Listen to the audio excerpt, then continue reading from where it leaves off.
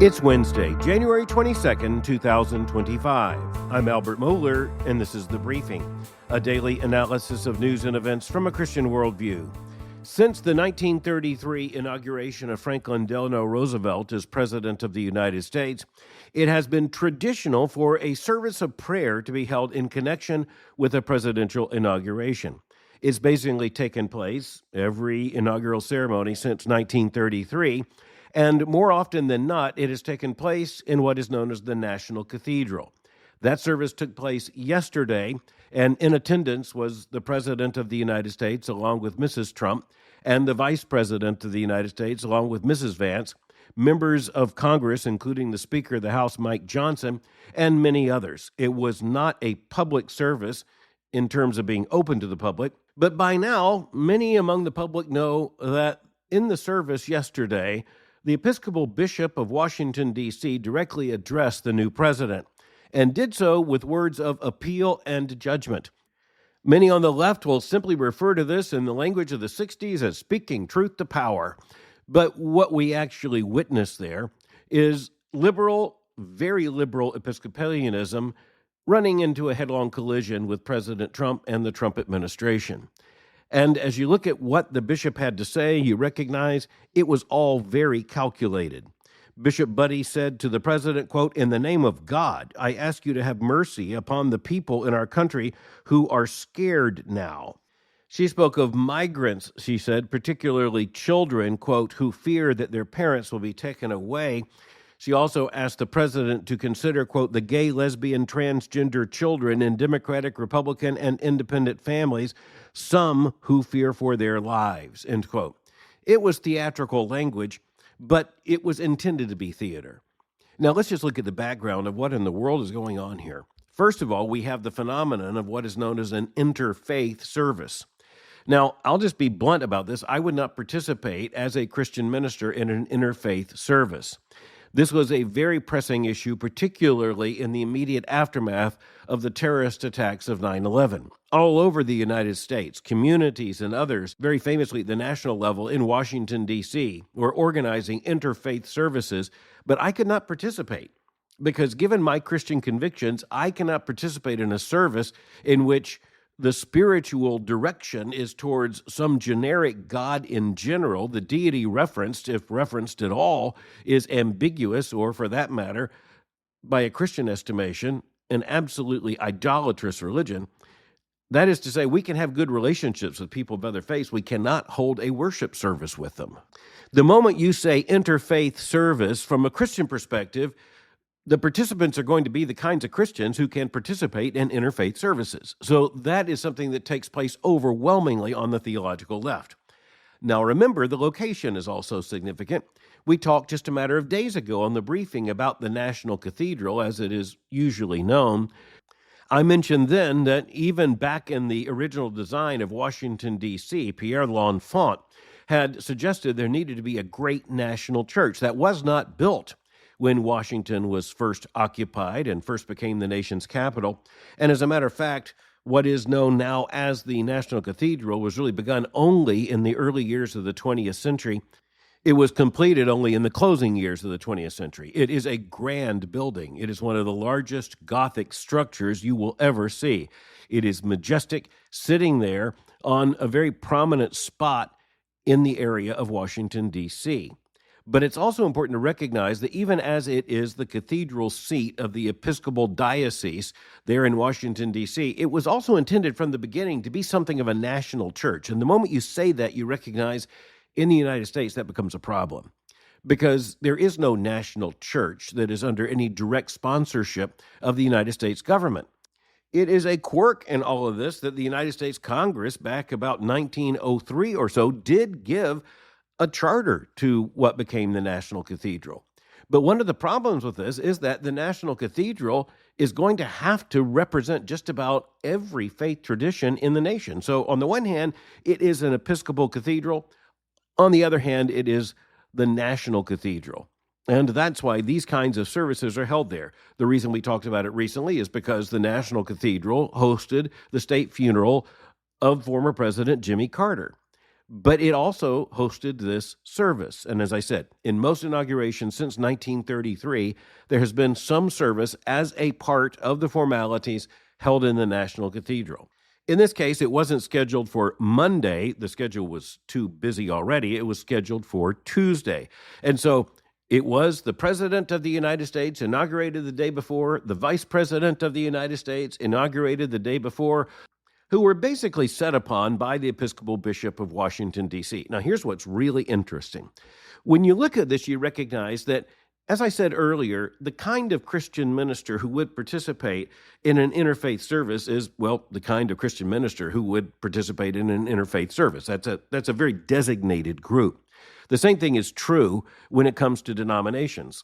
A denomination that would be able to have, say, a diocesan cathedral that would be the diocesan seat of the bishop, and at the same time a national cathedral holding interfaith services, well, you would look at a very interesting pattern here that would simply come down to a mathematical formula of one, and that would be in particular the Episcopal Church. And that's because the Episcopal Church, which after all is the American branch of Anglicanism, which harkens back to the Church of England, which is of course a state church. When you consider the Episcopal Church in the United States, it was never at the national level a state church. But it was in some ways the established denomination, and that's because so many members of Congress, so many justices of the Supreme Court, so many presidents of the United States had deep Anglican or Episcopal roots. The Episcopal Church has been from the very beginning in the United States an elitist church, which is to say it caters to and tends to attract people from a certain socioeconomic background. I want to be clear, that's not universally true. It is just sociologically manifested. And for one thing, the Episcopal Church has been very proud of its outsized political clout, its outsized cultural and social clout. The Episcopal bishop in most communities throughout the United States was someone who would have a good deal of influence and a good deal of voice. But the other thing you need to note about the Episcopal Church is that along with the other major denominations of liberal Protestantism, it has basically been in severe decline, particularly in terms of membership, for the course of the last several decades. And that has been tied to a theological collapse. The Episcopal denomination, the Episcopal Church in the United States, is now one of the most liberal religious bodies imaginable. Now, note carefully, I'm not saying that there are no persons of evangelical or conservative Orthodox belief within the Episcopal Church. I'm just saying that if they are in the Episcopal Church, they're the kind of person who can hold those beliefs and still be in the Episcopal Church, which is overwhelmingly liberal. It has been for decades now avidly pro-LGBTQ, for same-sex marriage, but even before then, the great liberal turn, which took place in liberal Protestant world back in the late 19th and early 20th centuries, it basically was set loose in the second half of the 20th century with absolutely no braking system whatsoever. Let me just also point to an obvious factor when it comes to the Episcopal Church. It has never been evangelical in terms of its general witness. It holds to infant baptism, and it was basically quite happy to be restricted to an elite component of society. But even as there has been a demographic revolution in the United States, matched to a theological revolution in the Episcopal Church, decades ago, the Wall Street Journal ran a very memorable editorial entitled, "The Episcopal Church Goes the Way of the Dodo." Just in case you had to look that up, it means to extinction. Back when she was installed as the bishop, the Episcopal Bishop of Washington, D.C., the Washington Post described her as unapologetically liberal. And of course she is. And what she addressed to the president was basically the voice of liberal culture. And unsurprisingly, she went right to the LGBTQ issues. Remember that in his inaugural address, President Trump had said that he would establish an executive order. It was actually a part of a larger complex of many executive orders that would say that for the purposes of the federal government, there would be only two genders, and that would be male and female. And furthermore, he stipulated, or at least his executive order stipulated, that the distinction here is between sperm and eggs, or described as the larger reproductive cell and the smaller reproductive cell. Yes, it gets that technical, but it's a sign of the times that if you're going to be clear on these issues these days, when there is such widespread confusion, you have to be just that technical. One point we just have to make here is that when you have liberal theology, it leads to a liberal understanding of everything, including gender and sexuality. But you also have to work the logic the other way. When you are confronted by the view on, say, sexuality and gender held by this Episcopal bishop, you have to know that that is based upon a prior revolution towards theological liberalism. All of this, of course, goes back to doctrines as fundamental as the doctrine of God and the doctrine of Scripture. Everything else after that simply follows. Liberal at the start, you'll be liberal at the end, and at every point, liberal in the middle. The other point I want to make is simply the political point that in that context, the bishop knew exactly what she was doing, and the president knew exactly what she was doing. After the ceremony, he was asked what he thought, and he spoke about it pretty clearly. He told news crews, quote, "Not too exciting, was it? They could do much better," end quote. Historically, it is important to note just how revolutionized the Episcopal Church has become. And it's not just what this Episcopal bishop had to say. It's the very fact that it was a she who said it that represents, in its own way, the revolution within the Episcopal Church. Largely the same revolution throughout most of all liberal Protestantism. Okay, on a different front, I want us to look at how moral revolutions work, and the best way to understand it is to see it in progress. Yesterday's edition of USA Today, in the sports section, yes, we're turning to the sports section, it featured an article by columnist Nancy Armour. The headline was, "House GOP Obsessed with Transgender Athletes." Nancy Armour has written about this issue over and over again. I'll just hold on to that for a moment. In the article published yesterday, here's how she began, quote, "Exit poll after exit poll found the economy was the driving issue for most voters last year. Whether it was the price of eggs or housing costs, Americans said they felt squeezed financially and wanted those elected to do something about it. So what did the new House of Representatives do in one of its first acts? It passed legislation to put a stop to that great economic threat of transgender girls and women playing sports. That's right," she wrote. "Instead of trying to limit onerous fees for consumers, passing incentives to create more housing stock, or taking aim at the disingenuous price hikes behind skyrocketing grocery bills, the first priority of the House was to police the bodies of girls and young women. Instead of trying to help the majority of Americans, House lawmakers focused their time and energies on the minuscule number of transgender girls and young women who play sports," end quote. Now, speaking of disingenuous, what's disingenuous about Nancy Armour in this case is that she acts as if she's really concerned about economics. That's not really why she's writing. If you look at the published record of USA Today, you will find article after article, about 6 just since, say, the last week of October or so, that Nancy Armour has written her own opinion columns in which she is pushing the LGBTQ line. And in particular, she is pushing the transgender agenda, pushing back against any limitation of so-called transgender women and transgender girls from participating on girls and women's teams. That means male bodies. That means men and boys participating as girls and women. And Nancy Armour says the number is relatively small, and so you should get over it. But here's where we need to note. If you look at her argument over time, it's not really about the numbers. The numbers are a way of saying you just need to get over this. It's really about the principle, because she goes at the fact that there is no adequate research, she says, that proves that someone who went through male puberty in a male body has an athletic advantage over girls or women. And of course, that's a ridiculous argument. And it's so ridiculous that people on the left are decreasingly using the argument simply because it fails the test of basic rationality. Anyone who observes girls and women's sport knows the problem. Anyone looking at that photograph of the University of Pennsylvania women's swim team sees the problem. You can just go down the list, sport by sport, you'll see the problem. And it is morally dishonest to say it's about the numbers, because after all, at the very same time, people are arguing that the transgender count is woefully undercounted. And so you look at this, you recognize, number one, the number doesn't matter, but the moral agenda behind this, the cultural agenda behind this, it does matter.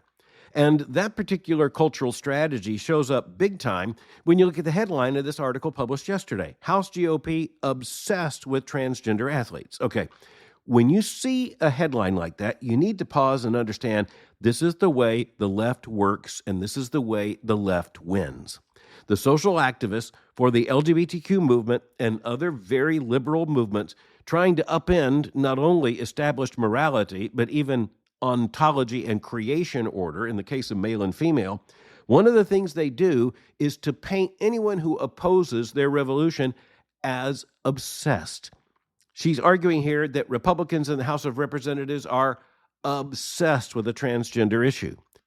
So note this carefully. If you are in a position of decision-making, and you don't have to be in Congress, you could just be, say, on a school board, or you could be on a PTA board, or you could be just about anywhere, say, one of the leaders of a Little League team or a Little League league. You could look at this and recognize that what you're going to be told is that if you don't go along with this kind of thing, then you're obsessed with the issue. If you say no, much less try to adopt some kind of policy responding to it, you're obsessed with the issue. The big lesson behind this is that in the late 19th century and in the early 20th century, those who were seeking to push a basic seismic revolution in Western societies, they shifted their strategy from an economic strategy to a cultural strategy. They shifted the ground. Instead of trying to bring about a revolution through Marxist economics, they would bring it about through a cultural revolution. Antonio Gramsci, an Italian Marxist theorist, famously pointed to the fact that the cultural revolution would be even more fundamental and, for that matter, even more widespread and popular than an economic revolution in many Western countries. That's exactly what has happened. Rudi Dutschke, one of the Germans following in the same pattern, argued for what he called the long march through the institutions. In other words, you just have to go through everything. The point is, the everything now includes sports. And this is one of the things that Christians need to keep in mind. The people who are trying to transform the culture aren't always working, say, in changing the dictionary. They do that. They're not always just trying to teach a doctoral seminar. They do that. They're not just trying to put pressure on corporations. They do that. They are trying to bring about change where people live. They're trying to bring about change even where people play sports. They're trying to bring about change and to force that change even where children and young people are on sports teams, either in school or in extracurricular activities. If you can force these kinds of revolutionary changes at all those levels, you don't have to worry about what happens at the highest levels. That becomes inevitable.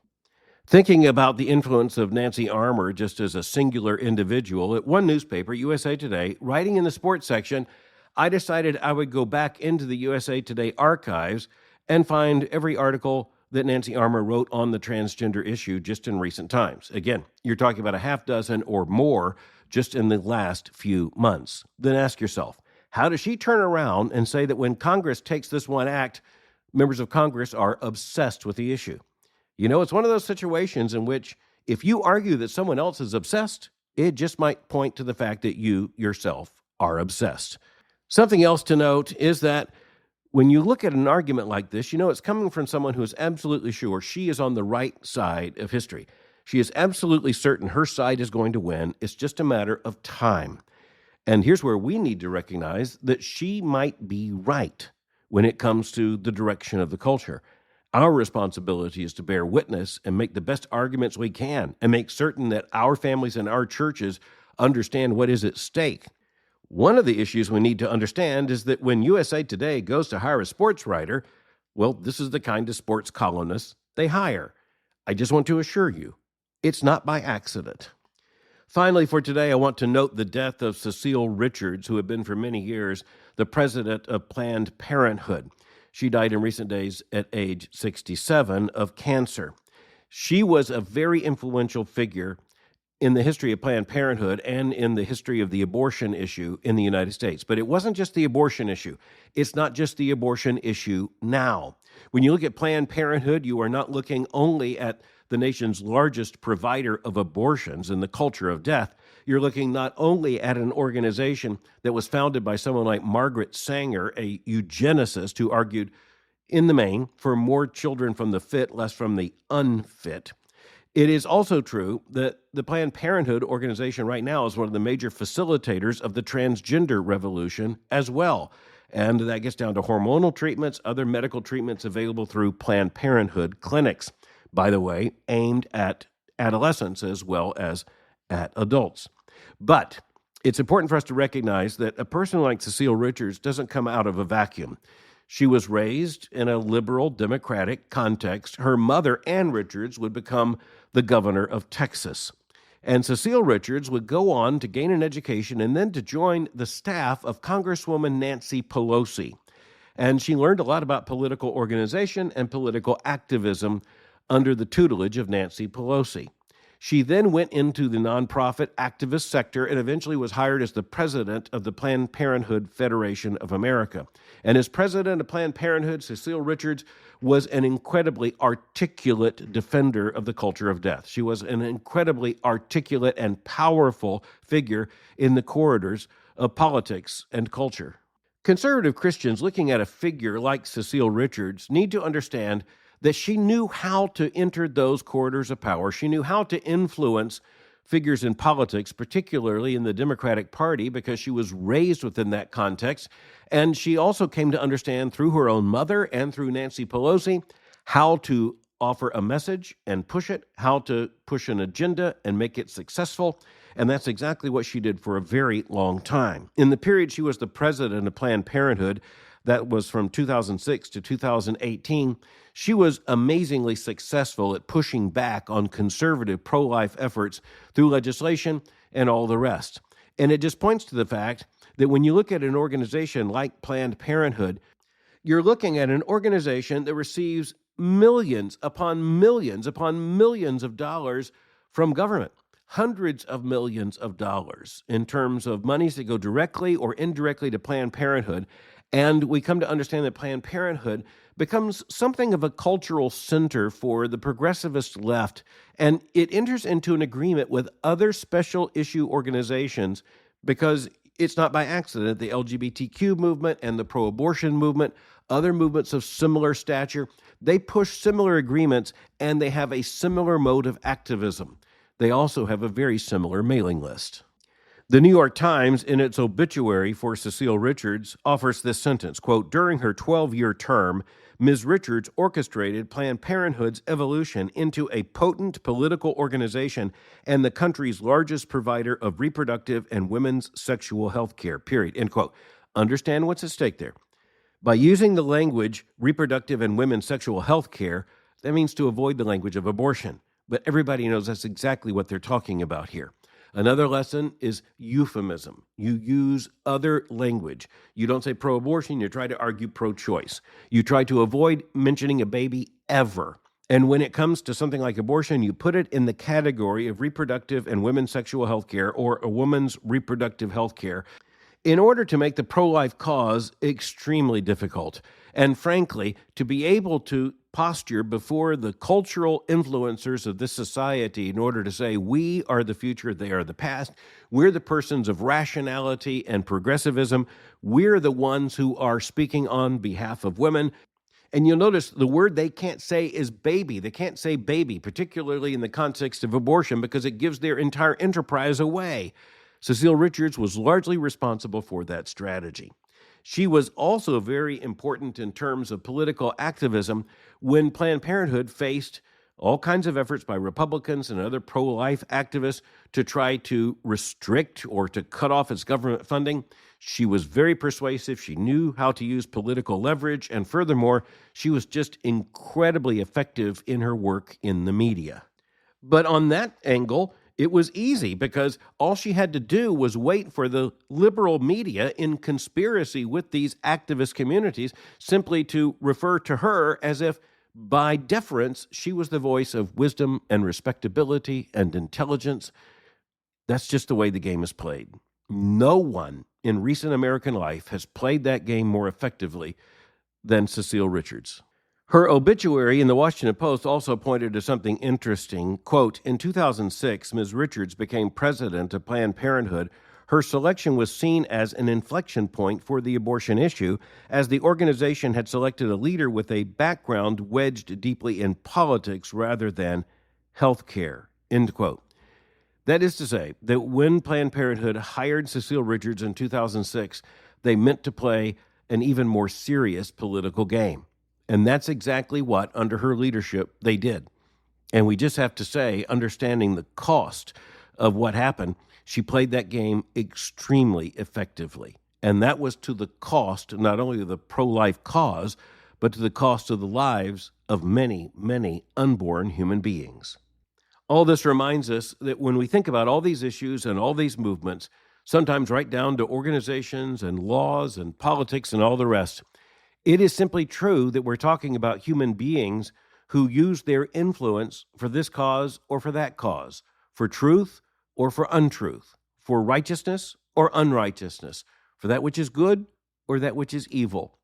Quite honestly, we live in a time in which it is considered judgmental even to use that language. But we as Christians understand that is exactly the language we have to use. Otherwise, the entire battle is already lost. The pro-abortion movement with people and leaders such as Cecile Richards has pushed very, very hard. The big question for Christians and for others who have pro-life convictions is how we're going to raise up a generation to press back even harder. Thanks for listening to The Briefing. For more information, go to my website at albertmohler.com. You can follow me on Twitter or X by going to twitter.com/Albert Mohler. For information on the Southern Baptist Theological Seminary, go to sbts.edu. For information on Boyce College, just go to boycecollege.com. I'll meet you again tomorrow for The Briefing.